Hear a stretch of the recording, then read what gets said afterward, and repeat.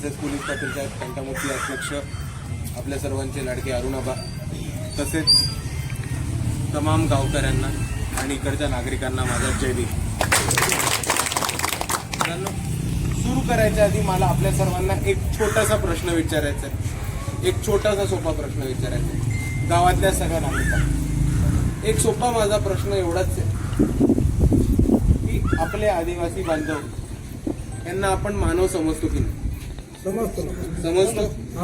बौद्ध बांधवांना, धनगरांना, भटक्या विमुक्तांना, आता आपणच सर्वांनी एकत्र येऊन हे गाव बसवलं. याच सगळ्यांनी एकत्र येऊन हे गाव बसवलं आणि कोणत्याही परिस्थितीमध्ये बाहेरचे माणसं येऊन किंवा गावातली लोक असतील तरी त्यांना या गावातल्या बांधवांची एकता तोडू नका देऊ, एवढीच आपल्याला कळकळीची विनंती. मित्रांनो, आपण सर्व एकत्र या गावात राहतो. या गावाची सुरक्षता आणि त्याच्याहून महत्वाचं या गावाची एकता राखणं हे कोणाच्या हातात येतं ते फक्त आणि फक्त आपल्या हातात.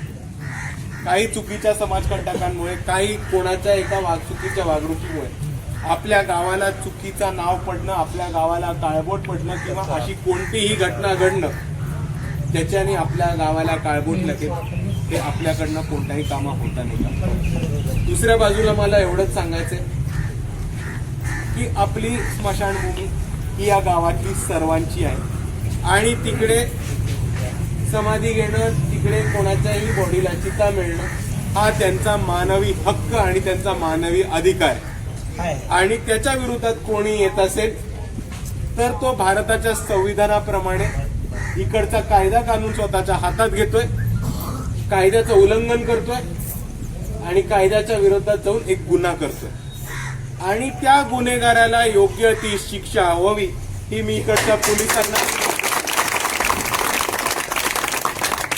आणि याच बाबत मी आपल्या सर्वांना एवढीच विनंती करतो की आतापर्यंत आपण सर्व एकत्र नांदत आलोय, एकत्र राहत आलोय, शेजार पाजारच्या घरी जेवायला, कार्यक्रमांना, मयतीला, वाढदिवसाला, लग्नाला, प्रत्येक ठिकाणी जात आलोय आणि हीच आपल्या गावाची आजपर्यंत परंपरा होती आणि ह्याच्याहून पुढे आपल्या गावाची परंपरा अशीच चालू राहावी एवढी आपल्या सर्वांना विनंती करतो.